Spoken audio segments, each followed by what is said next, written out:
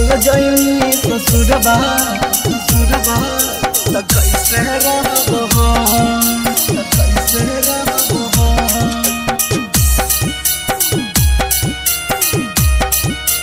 त कैसे रहबो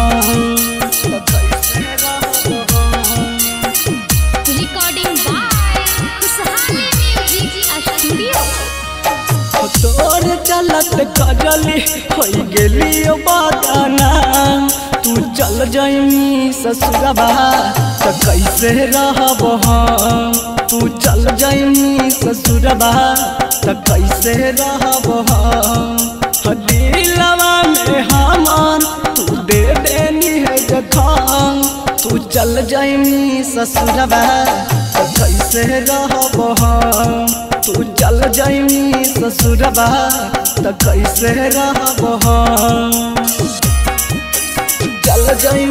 ससुरबा ससुरबा त कैसे रहबो त कैसे रहबो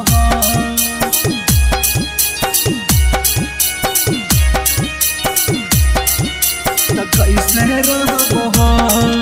त कैसे रहबो।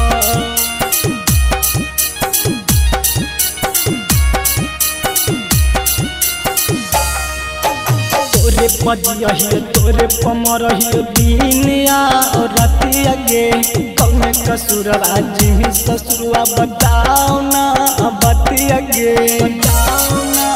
बतिया गे तोरे पजिया तोरे पमरही दिनिया और रातिया गे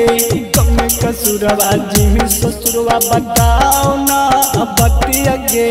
तोरे चलत हवा में गुदैली और तोरे नाम तू चल जाई ससुरबा त कैसे रहबो तू चल जाई ससुरबा त कैसे रहबो चल जाई ससुरबा ससुरबा त कैसे रहबो त कैसे रहबो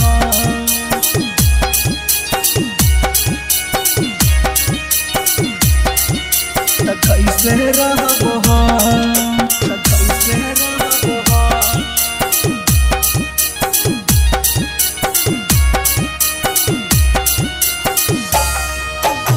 जब साल के काहे के कजल दे धोखा गे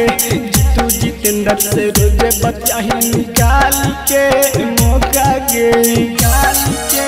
मौका गे जब साल के काहे के कजल दे